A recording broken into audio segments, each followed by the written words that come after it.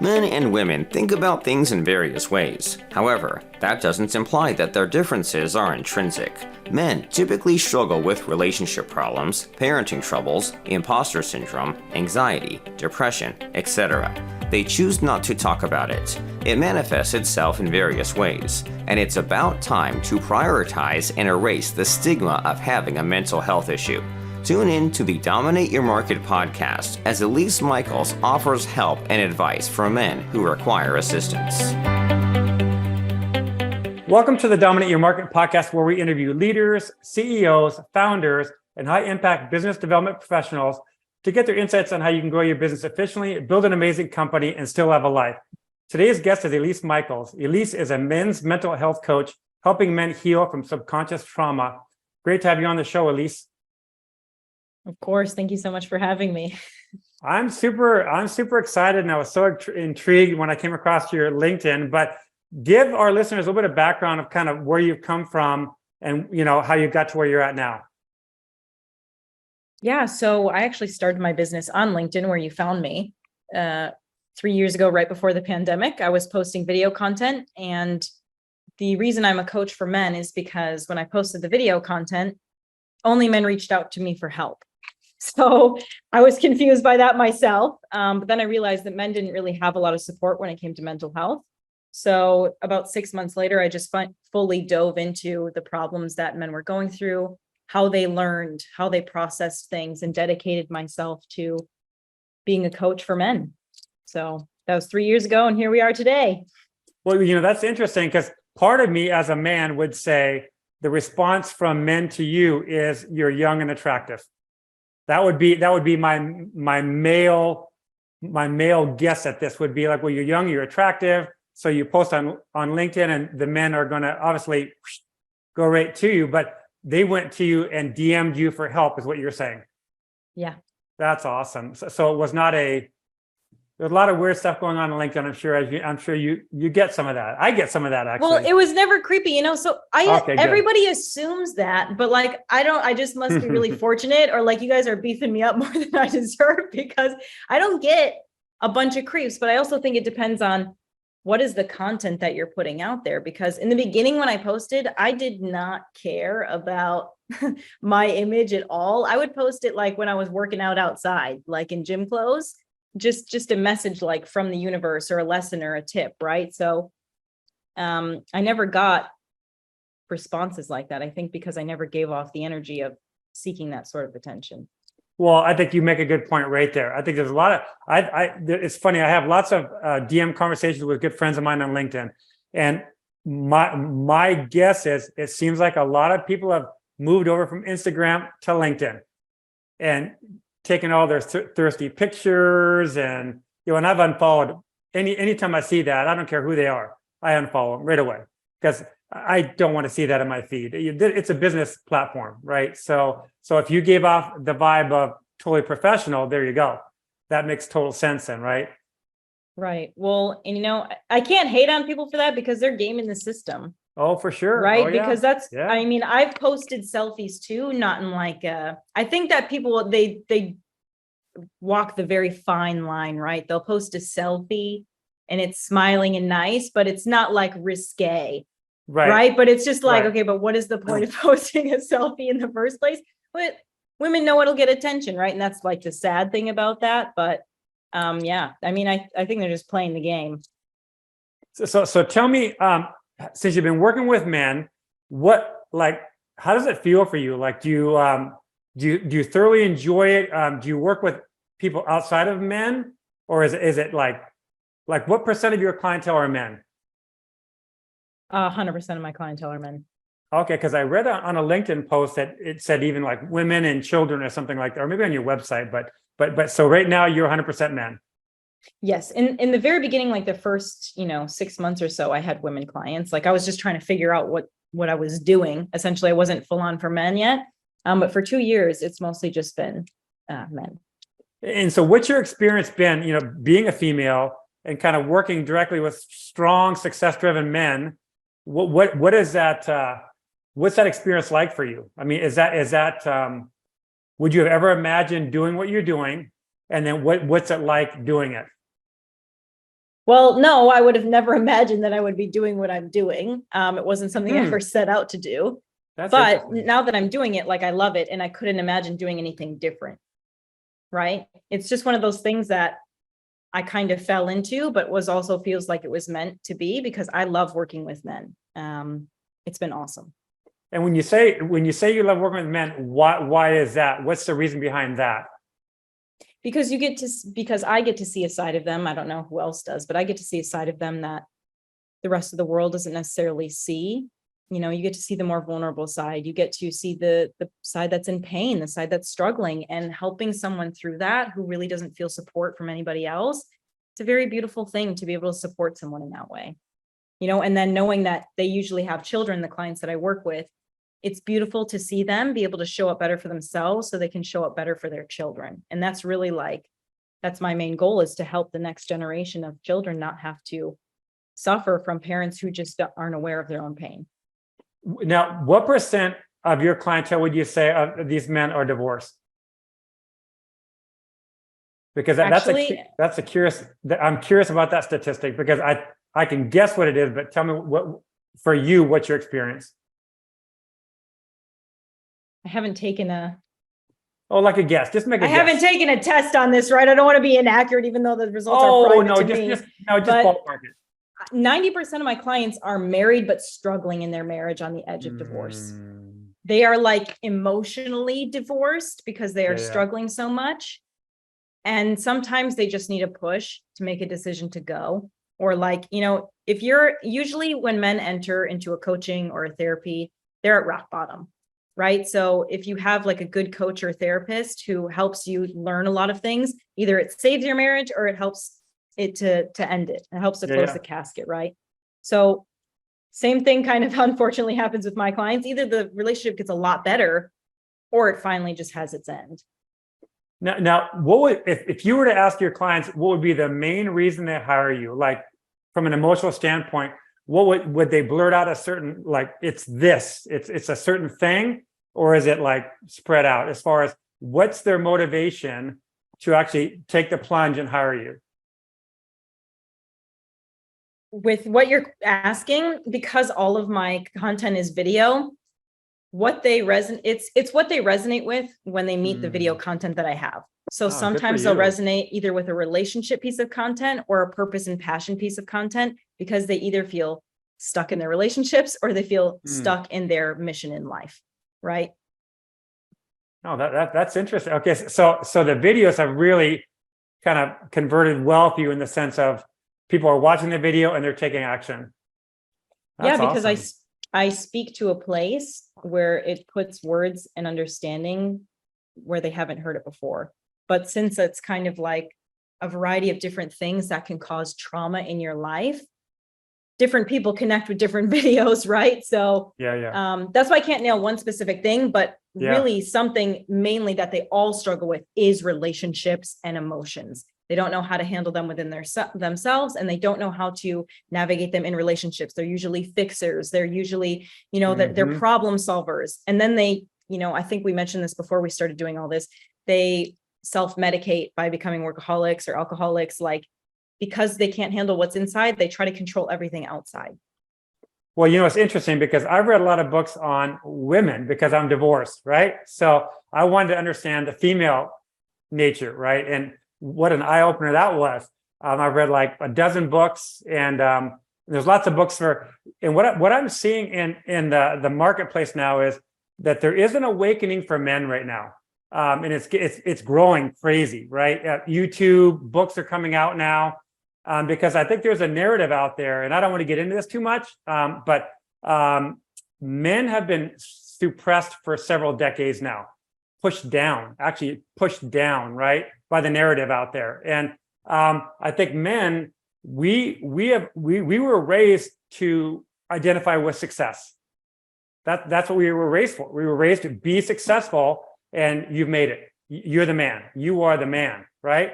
And then like what you do for your clients, the other stuff we're fucking up on. It's like, but like, well, I'm successful. Wait a minute. What's the deal? My marriage is broken. My relationship with my kids is not good. but I'm a multimillionaire. I'm successful. That's what everybody told me I have to do.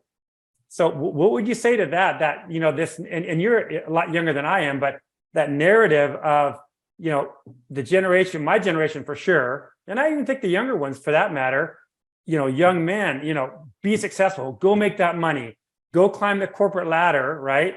At all cost. Yeah, I mean, I would totally agree. That's exactly what happens, right? People come and sit in the chair in front of you and they're like, on paper, I have everything. And why do I feel so empty or unfulfilled? And like, I can't imagine the next 40 years of my life just clocking in and clocking out, right?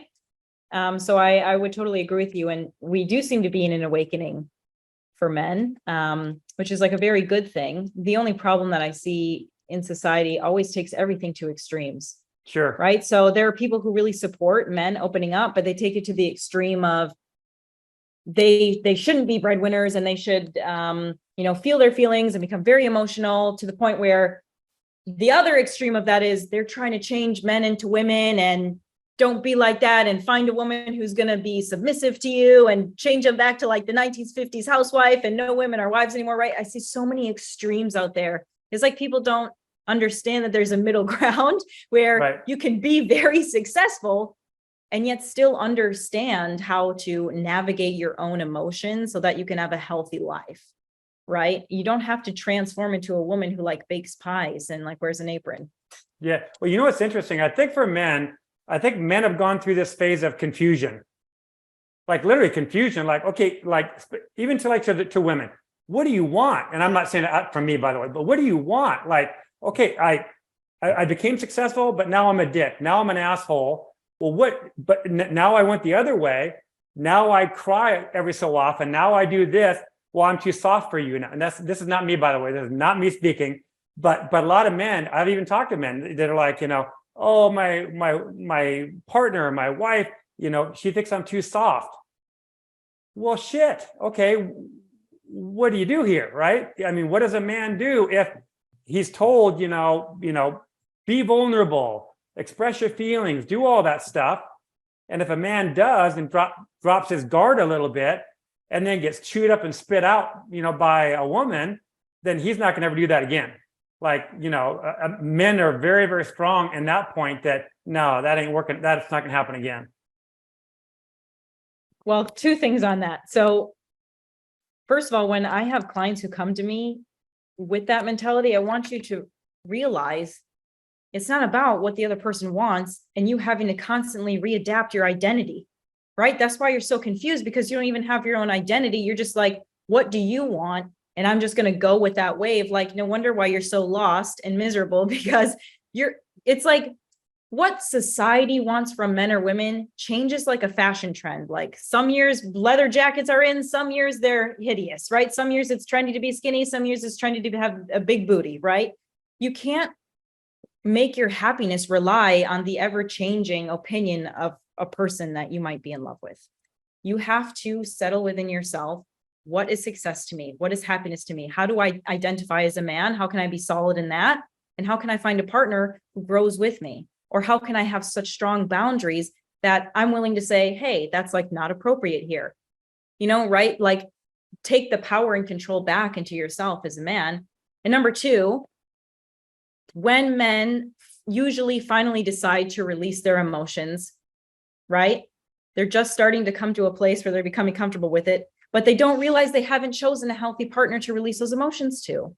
So of course that partner is not going to be ready for whatever, but then they get hurt by it, like you said, and blame the whole of women. Women are so toxic. Women don't care. You didn't choose the right person, because when you chose them, you were in an unhealthy place of adapting to everybody else's needs. So of course you changed the rules of the container, but you didn't change the container. That's right. That's pretty good.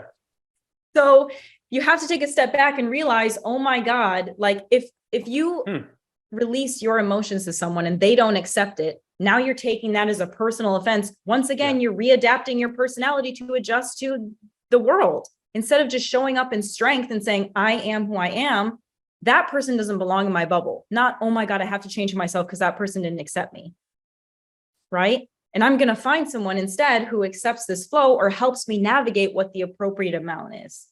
right? Because some people don't deserve to hear our story. And sometimes it's not appropriate to say everything to our partner. That's why we have therapists. That's why we have coaches. Third parties have tools to help us work through these things.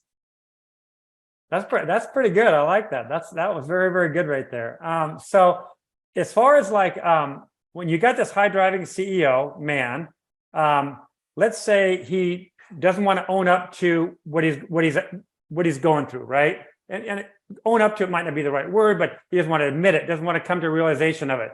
So what would you say to that CEO that's listening, that is in that situation, but doesn't want to expose himself yet? And not really to the public, but even just to like a therapist, to a coach. He's just like, just what's like a first step that they could do, to start going in the right direction? I'm going to give an answer you're probably not going to like. If you're someone who knows you're struggling and you don't want to own up to it, you don't want to take responsibility for it, you don't even want to talk to anybody about it, the only thing I would say to you is, how much longer are you willing to suffer? Because the only way that you could ever do anything different is by acknowledging that something needs to be different. And usually if you're an executive CEO, you work really hard. Okay. You've probably read the books. You've probably done the podcast. You probably do self-care. You go to the gym, take care of yourself. If you could have solved it by now by yourself, you would have solved it. So there is something happening that you can't see, so you can't solve.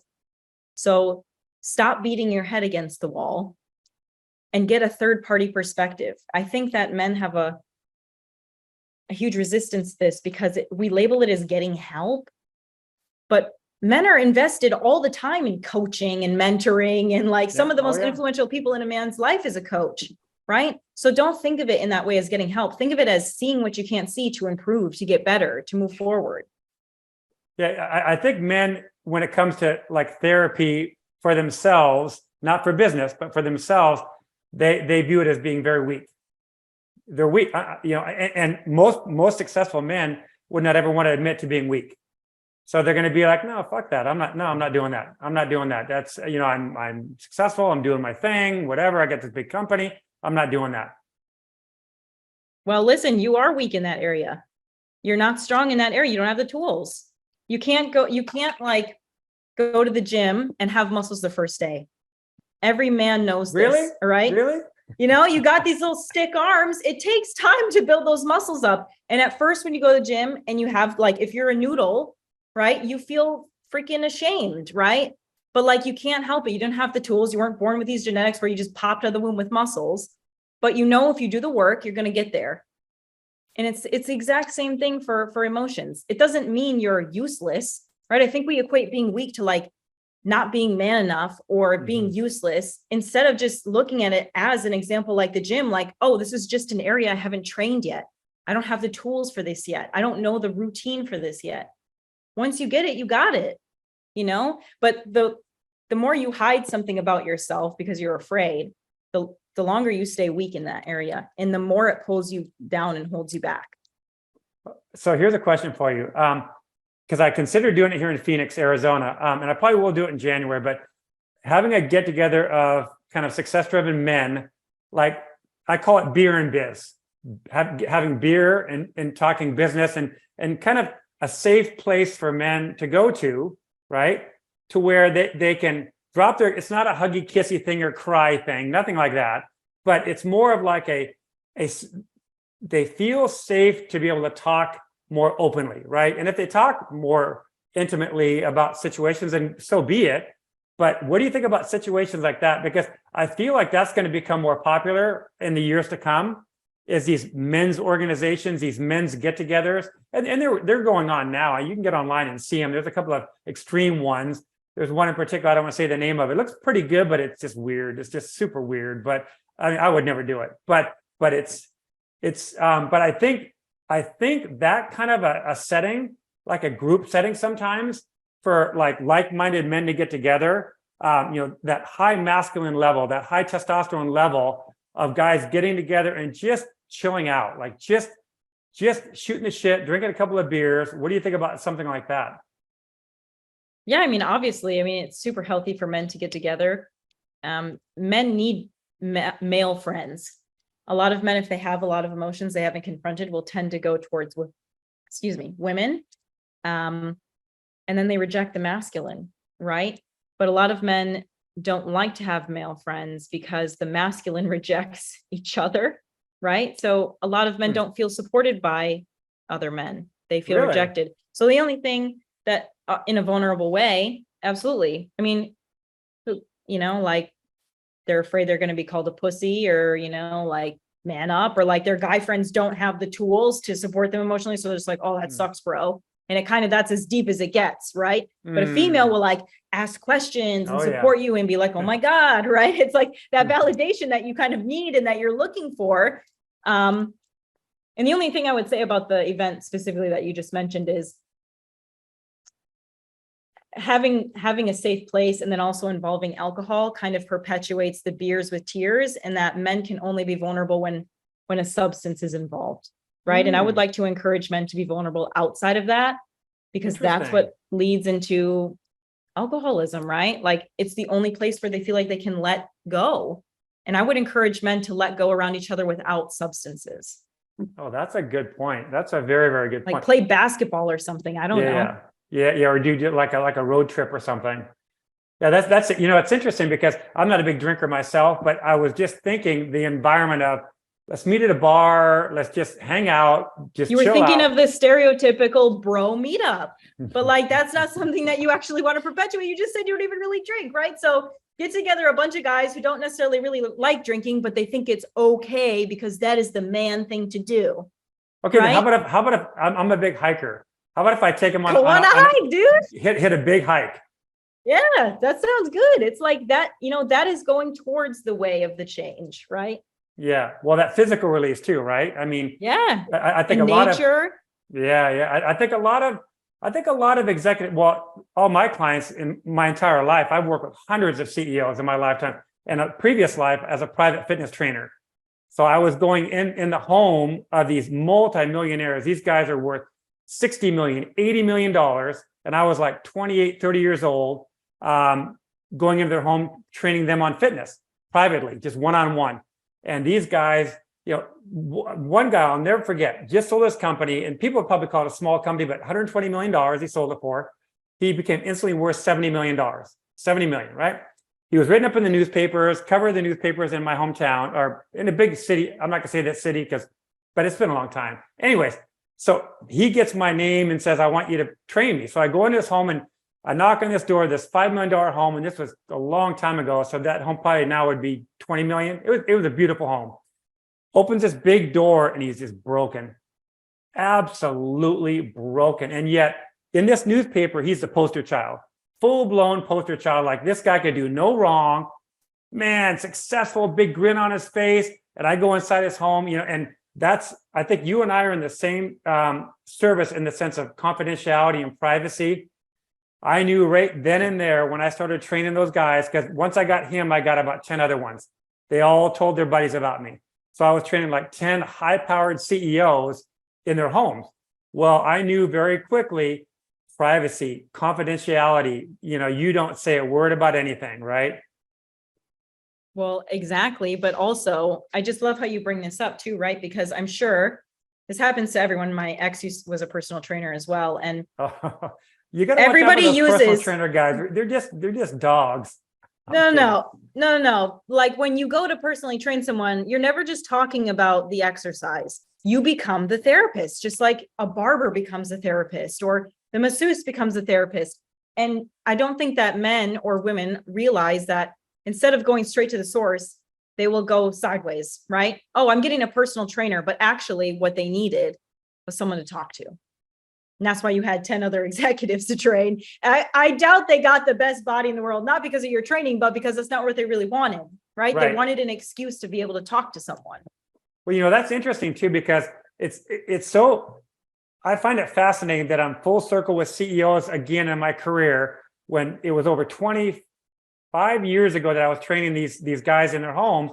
And here I'm basically training the same guys, but on the business development side now, right? So now, but still, even that yellow book you see right there, the whole first part of the book is health, well-being, mindset. because I believe so strongly in that. And so, my dream is to take all my background and work with clients on all that stuff, the health, the fitness, the mindset stuff, right? Because without that, I have a quote at the back of my book: don't let your job or your company put you in your grave, right? Because these guys, they'll work 68 hours a week, and like you said, drink. Probably some of them still smoke. I don't know who smokes nowadays, but I think some probably still do. So very unhealthy guys, right? They're going to die way younger. And so what is all that really worth if you've taken off 10 or 15 years of your life?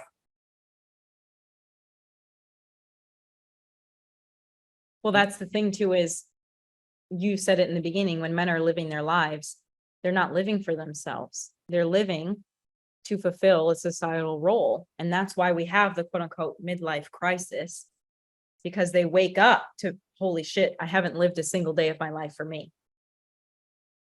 And so that's why I put a lot of video content out there to try to awaken men at a younger age, to the fact that, like, if once you start living for yourself, not in a selfish way, in a very real way that helps you navigate who you are, so that you can be a good partner, so that you can be a good employee or boss or CEO, because you know actually how to manage your time, actually how to measure your own emotional thermometer, right? And control those things, as opposed to the control that we say you have, which is really just shoving everything down, not looking at it, so that it will blow up at a certain point in time, because your wife is angry because you never spend any time at home, or when you're at home, you're not present. Your kids don't even care if you're home or not, because you're not spending any time with them. You're not going to their recitals. You can't just make up for all this crap by buying them things, right? Man, we really went down a dark hole there. No. Well, but it's real. It's real. It's real. And that's my podcast. It's got to be real and authentic. It's got to be. It's not this fluffy robotic shit, So one thing I'll ask you that you just said a second ago that's really important. You said you've shot in video for younger men. Did I get that correctly? That some of your video is targeted for younger men, almost like on an educational level kind of thing? So I draw inspiration from the clients that I have, which are older men, right? Like late 40s, 50s plus, who have lived this life of kind of like experience and more or less regrets, right? And that's what I say. And my younger male audience, I hope will see that and prevent them from engaging, because they're at the start, right? They're at the start of this life of trying to live the success. So it's kind of like a mix. So the older audience can resonate because they've gone through it, but the younger audience can resonate because they're starting to do it. You know what's interesting though, and I have a son who's 27, but so the younger generation, and I don't want to sound like some old crotchety guy, but the younger generation, a lot of them, the Great Resignation, quiet quitting, all these things are happening out there, right? Where the older generation looks at the younger generation like, do you even want to work? Do you really even have any goals? Do you have any drive? What do you want to do, right? And it's not an asshole type question. It's almost a curious question, because for my generation, it really was success, go for it, crush it, keep going. And then the younger generation kind of seems like, I don't really care. So that dynamic alone is different than my generation right there. So it's almost kind of like they're not headed down the path of going through what I went through, or what men my age go through, of that kind of, you put all your effort into your business, and then because my ex-wife would tell you the same thing, that I wasn't present, that all I talked about was business, 24/7, business, right? And my kids would say, now I was there for my kids, right? But because I worked for myself always, right? But it's still, you're not really present. You're not really there. And they know it. Even as young kids, they know that you're not there. So I think the younger generation of men, it's interesting that it's cool that you kind of, you're extracting the information from your clients and then kind of putting it back out there for the younger men. I just wonder if the younger men, if they even have the drive. Now, I can't generalize across the board, but do they even have the drive that like my generation has, of like really wanting to be? Because even my son, for example, he just had a child. He's climbing the corporate ladder. But I asked him the other day, I go, do you like your job? And I said, he says, Dad, I could work or not work like that. And my first thought was, you just had a child, boy. You just had a child. You got to work now. Like, you got to put on the big boy pants and work, because they've got 18 years of commitment of a child. Now, his wife works too, but just to hear him say that's my thought, is the younger generation doesn't seem to really care. Yeah, they have a different way of thinking for sure. But we have to, if you want to be open-minded, realize that it's just different circumstances, and every generation has this problem where it's like the older generation always judges the new generation based on the circumstances they grew up with, right? So like our parents grew up like in World War II and suffered, and the Great Depression, and every day and everything was like, it was okay to beat your kids, and that was like how you discipline people. And so that generation is like, oh, you had it so much easier, had to walk up hills and snow both ways, right? It was like we worked all day in the coal mines for 10 cents, and you're like, oh my God, like they just complain about everything. They don't understand our pains, right? But then we look at the next generation like, oh my God, you have no problems. We had so many problems, right? So I think we fall into this trap of judging based upon an experience we can't understand. And who's to say that they should want to work? You literally just spent 40 minutes talking about how you wasted a lot of your life only working, and how people regret working for 40 years of their life. So why do we all of a sudden judge the next generation on the fact that they don't want to work? Maybe they're having a new sense of freedom that we didn't have, right? Yeah. Why can't they live that life? Who's to say he can't make money to support his child in a different way? Yeah, well, everybody makes their choice to live the way they want to live. And I do think that the younger generation is more open-minded to that work-life balance. Like not my generation for sure, but a lot of people stayed in their jobs for 30 years. Like that's unheard of nowadays, right? Like nobody, not even a fraction of that. 3 years is a big deal. So I think a lot, this job jumping and all the things that people are doing now. But I agree with you that it's not so much wanting to judge or judging people. I'm more curious. I'm just very curious. Like, wow. Like when he said that to me, I didn't judge him. He's my kid. I love him, right? But I thought, man, he just had a child. Literally had a child 3 months ago. So it's like, ooh, that's a financial responsibility. But I guess in a way, as a parent, even they'll figure it out. And you have to back off as a parent and just be like, he's got it. Let him do what he does, right? Because my mom, who's now gone, she would always say it to me. She said, oh, you always figure it out, find out a way to figure it out. You always do. So my mom never, ever pushed me or pressed me. I would call her up with some bad situations, like business-wise or whatever. And she'd be like, you always figure it out. And that's a pretty amazing thing, right? No judging, no lecturing, just you always figure it out. And I think that's what we want to hear, right? Right. I mean, it's the best way to empower people. And going back to, our clients within relationships, this is a trap that men fall into, where instead of saying something like that to our spouse, we go, how can I fix it for you?